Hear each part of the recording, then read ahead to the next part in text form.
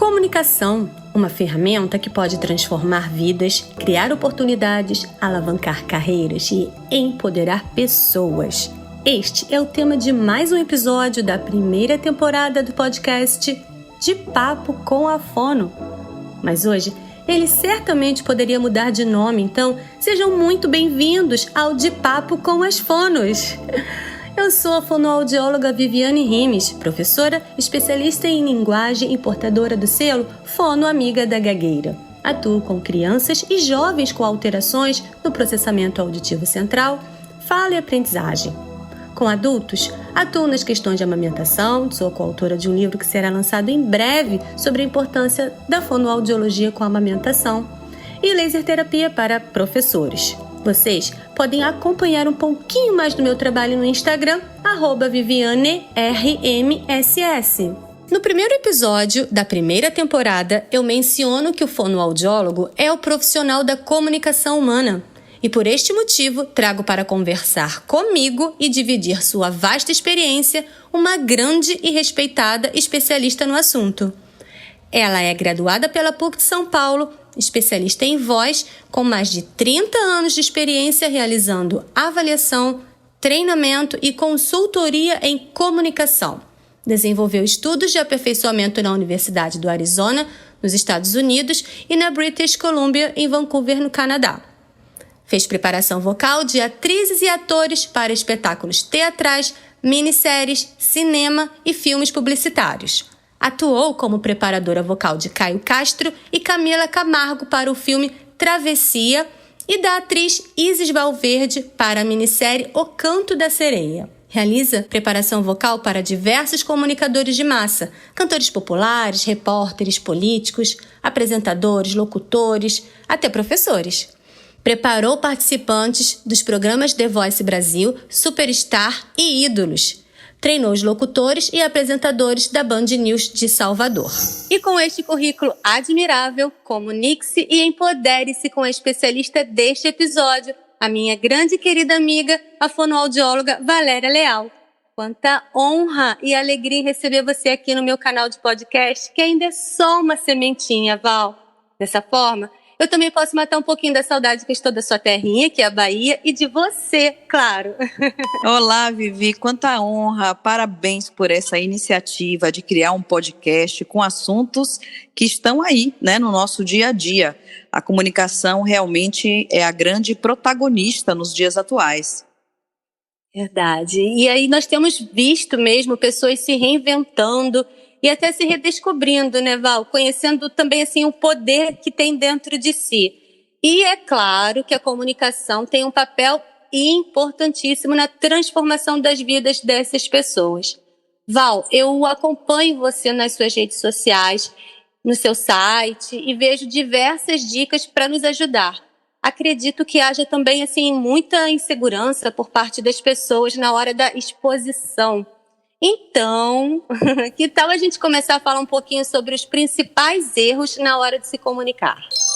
Então, Vivi, com tudo isso que está acontecendo no mundo, praticamente quase todo mundo foi empurrado para o universo digital. Então, quem tinha uma presença digital já tinha vários benefícios em relação a isso. Quem não tinha começou a ficar um pouco desesperado, porque com todo esse advento da pandemia, as pessoas precisavam comunicar os seus produtos, os seus serviços. E aí, com isso, eu costumo dizer que a comunicação foi a grande protagonista desse período. Foi ela que nos permitiu, por exemplo, entrar em contato com pessoas, continuar trabalhando, continuar exercendo as nossas profissões. Eu vejo nesse momento que muitas pessoas desejam uma presença digital, que ela realmente é muito importante, todo mundo já sabe disso. A questão é a dificuldade que muitas pessoas têm de estarem como protagonistas mesmo, né? Diante de uma câmera, diante de um celular, criando conteúdo para a internet, se comunicando através de lives e de stories. Eu costumo dizer que existem alguns erros que são básicos quando a gente se comunica nas redes sociais. A primeira questão é a falta de contato visual. Isso vale tanto para a comunicação presencial, como na gravação de vídeos ou na gravação de lives e de stories.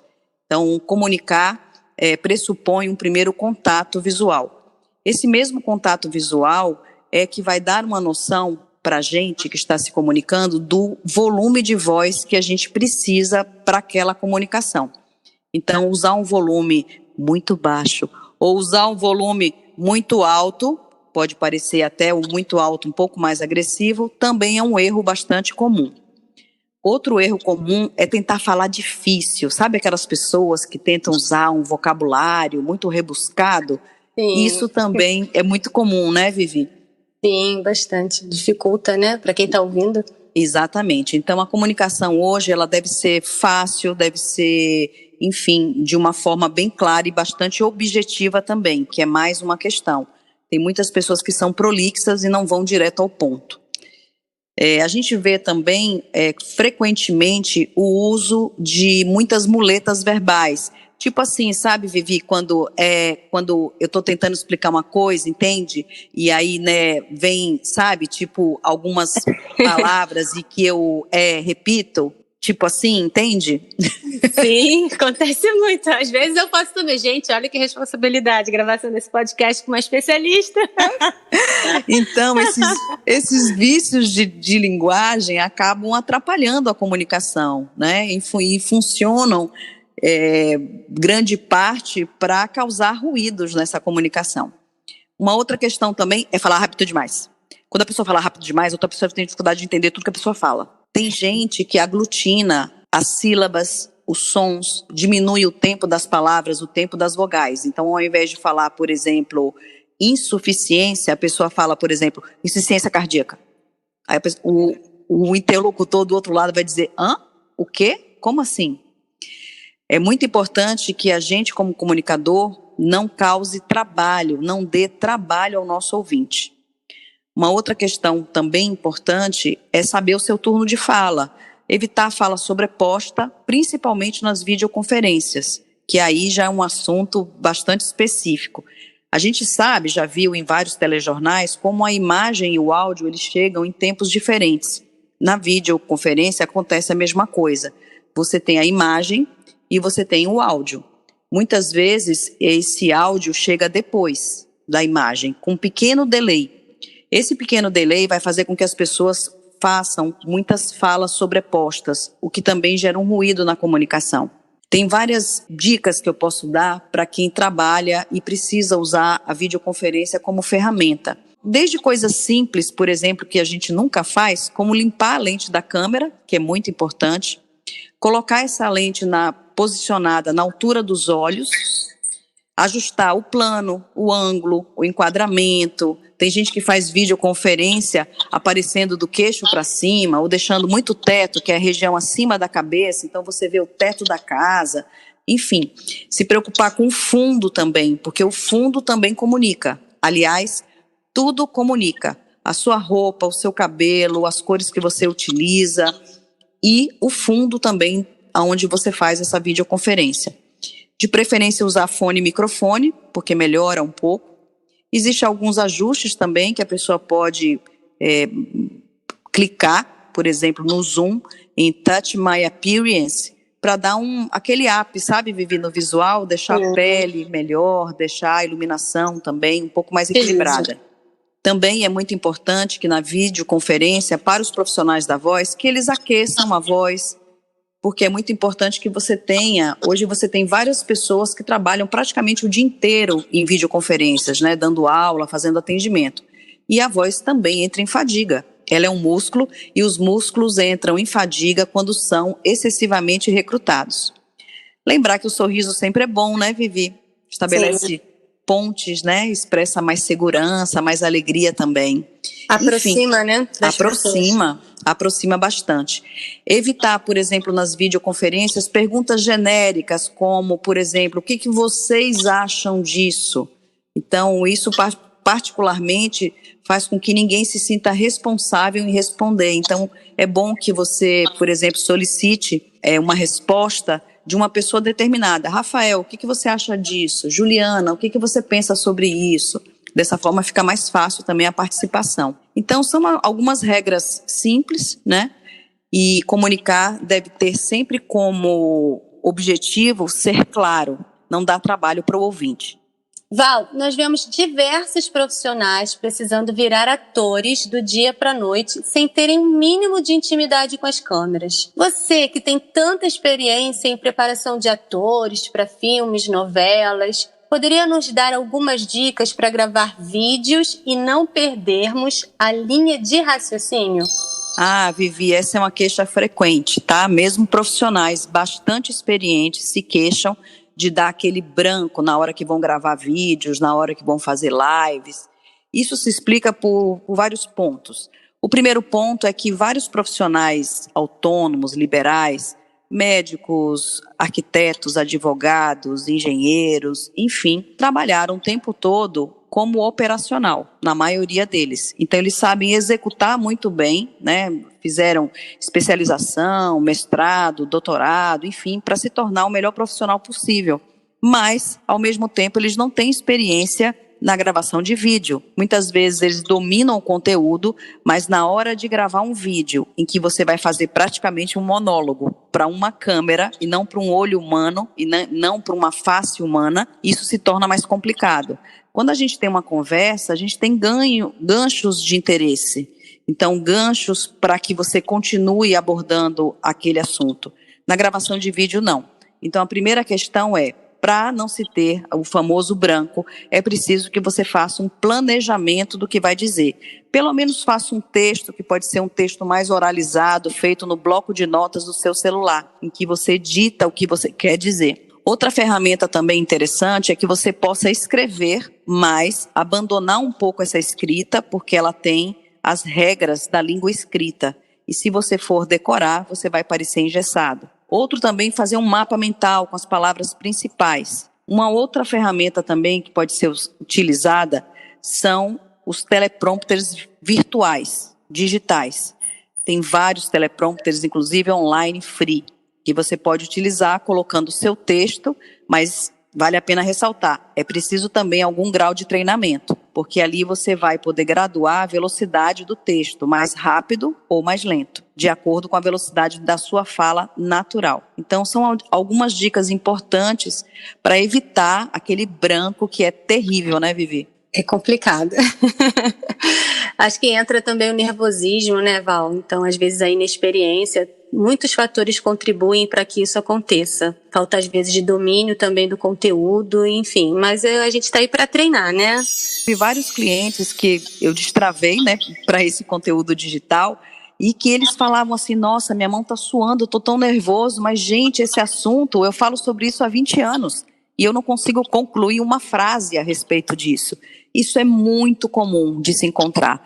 E aí eu falo, calma, vamos organizar melhor, planejar melhor, treinar. Algumas vezes eu coloco o paciente, né, o cliente diante de mim e faço uma gravação a 45 graus, para que ele converse comigo e esqueça que aquilo ali está sendo gravado. E aos poucos a gente vai destravando essas pessoas para que elas possam ter o seu conteúdo digital, possam ter a sua presença digital, que é tão importante hoje em dia. E até pegando o gancho, Val, da próxima pergunta, né?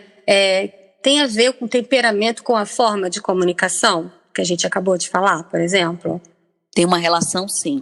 O que acontece é, as pessoas têm uma forma de se comunicar que não é totalmente avulso, ou por acaso, ou por pura coincidência.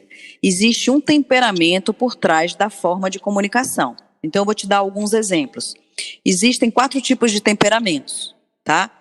O primeiro temperamento é o colérico. Então, como é o colérico? São pessoas que costumam ser mais explosivas, mais agressivas, mas também são pessoas que exercem bastante liderança, né? São pessoas mais ambiciosas, que têm, digamos, um perfil mais dominador. Essas pessoas, quando elas se comunicam, elas costumam usar um volume maior de voz, tem um conteúdo assim bastante persuasivo, tem um pouquinho mais de agressividade no tom de voz, utilizam uma voz mais para grave também, e é bem melhor falante do que ouvinte, né? Utiliza um tom imperativo, faz muita fala sobreposta, porque é o dono da razão, digamos assim.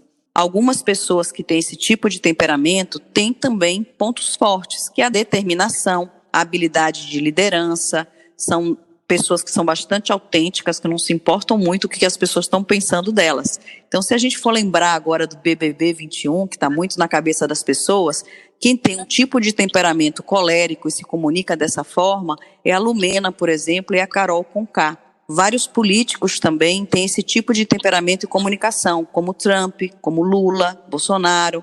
São pessoas tipicamente com temperamento colérico. O segundo tipo de temperamento é o fleumático.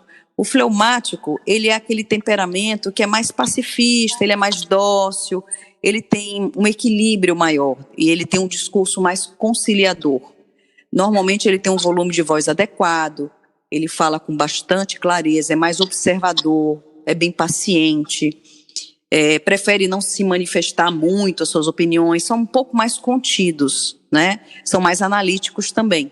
Então, pessoas que têm esse tipo de perfil, pessoas públicas que a gente poderia citar para as pessoas associarem, é o Leandro Carnal, né, que é um excelente professor, filósofo, o Biden, o novo presidente dos Estados Unidos, e se a gente for lembrar do BBB 21, que era considerado um pouco mais racional na sua forma de estar e de se comunicar, o Rodolfo, por exemplo, tem um temperamento mais fleumático. Aí vamos entrar nos sanguíneos. Sanguíneos, a gente pode se dar de exemplo, né, Vivi? Você é sanguínea, eu também sou sanguínea.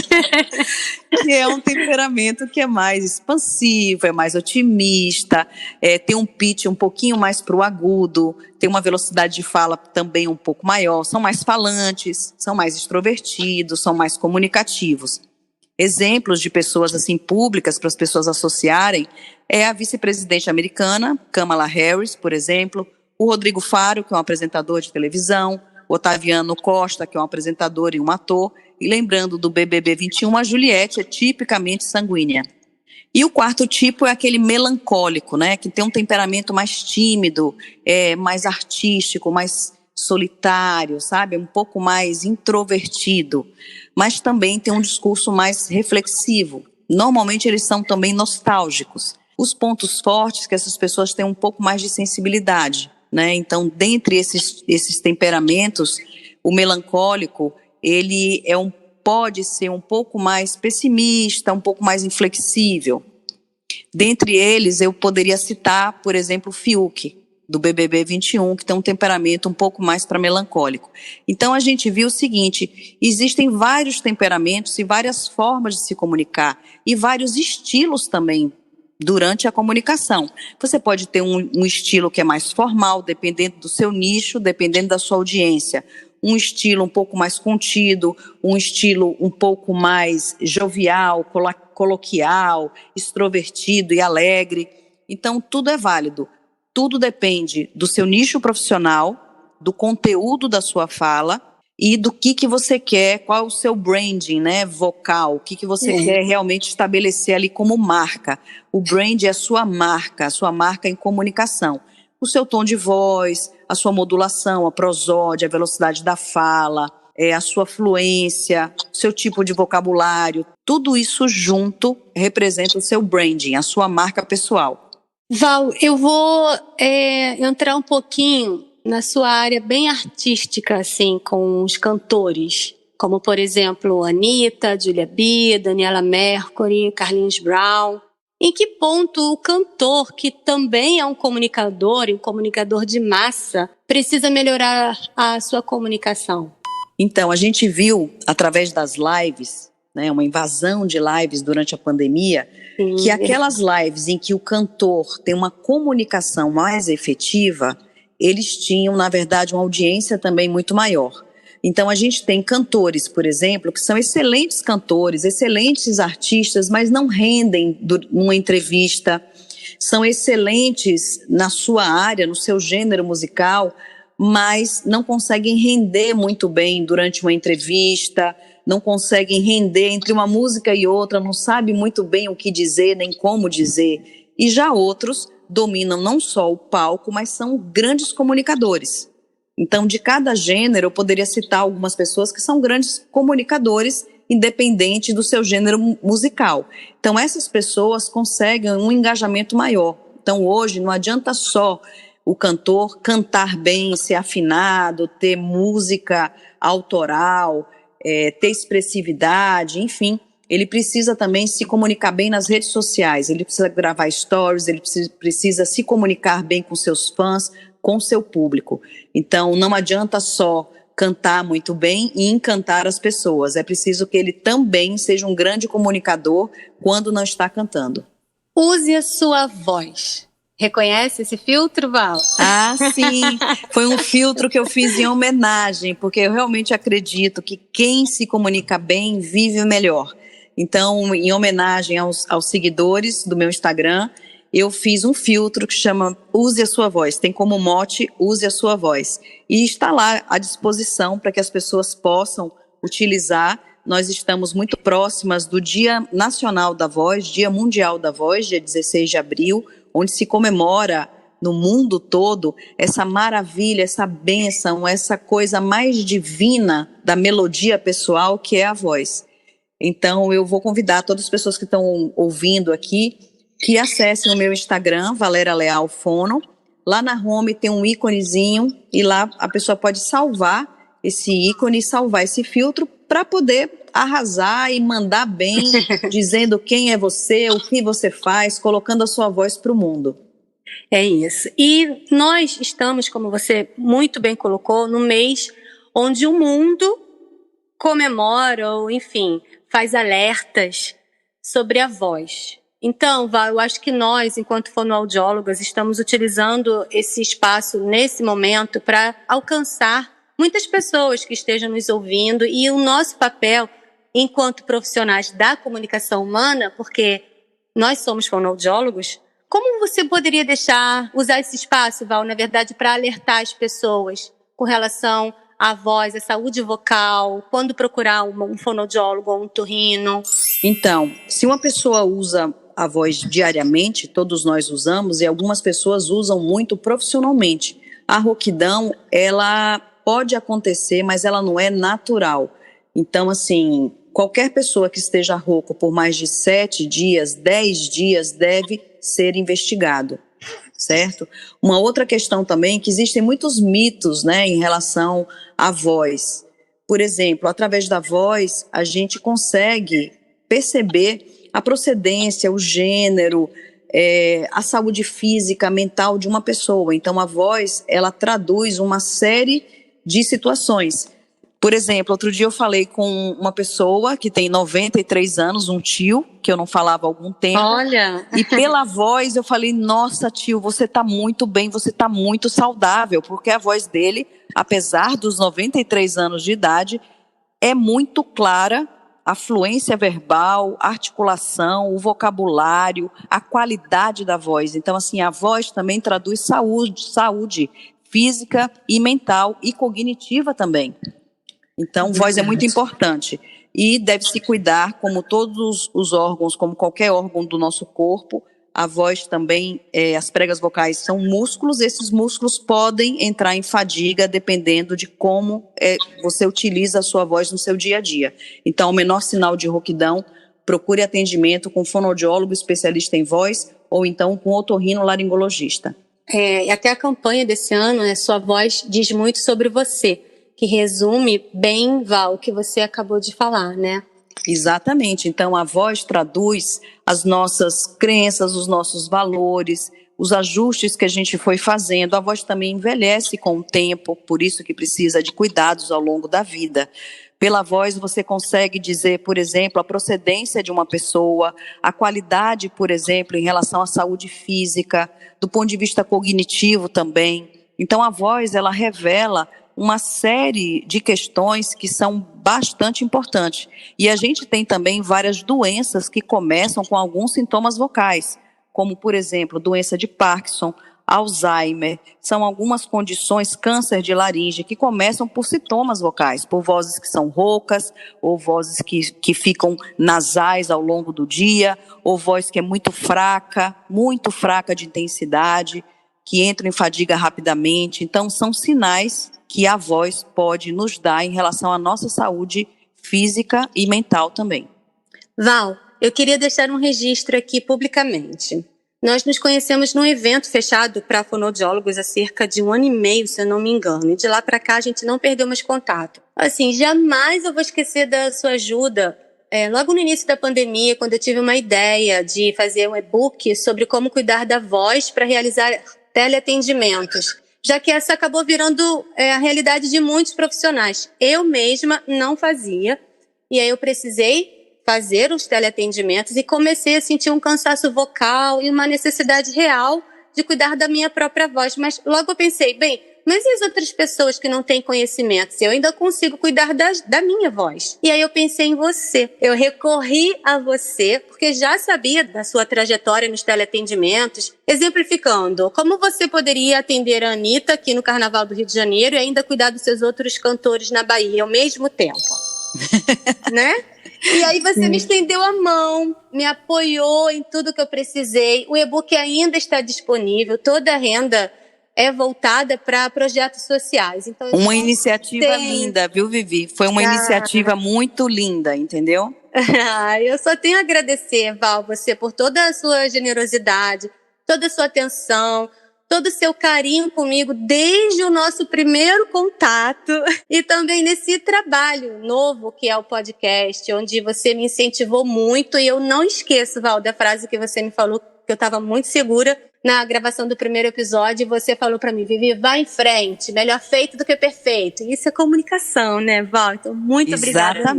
Exatamente. Eu falo isso também para alguns clientes que estão bem travados ainda em relação à presença digital.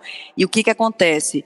Se essas pessoas estão perdendo espaço para quem se comunica bem, mas não tem as experiências que elas têm, elas precisam ser incentivadas à presença digital, porque a gente precisa na presença digital quem tem conteúdo, quem tem experiência, quem tem formação específica em um determinado assunto. Então é muito importante que as pessoas realmente criem a sua presença digital e quem já tem, aperfeiçoe também. Eu costumo brincar também, Vivi, dizer, diga-me como tu falas, que eu direi quem tu és.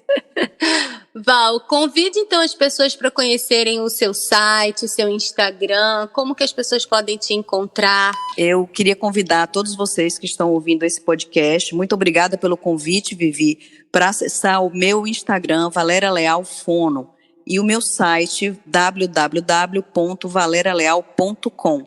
Lá tem várias dicas de comunicação, de canto e de voz para vocês. Muito obrigada por essa oportunidade, viu, Vivi? Eu adorei. Ai, obrigada eu, de todo o meu coração. E assim, chegamos ao final de mais um episódio do podcast De Papo com a Fono. Espero que, assim como eu, vocês tenham conseguido aprender um pouquinho mais sobre a importância da comunicação em nossas vidas. Então, empoderem-se, comuniquem-se. Se você gostou do nosso conteúdo que preparamos com tanto carinho, compartilhem com outras pessoas. Quem sabe ele pode ser útil de alguma forma, não é mesmo? Um abraço bem apertado e até o próximo episódio.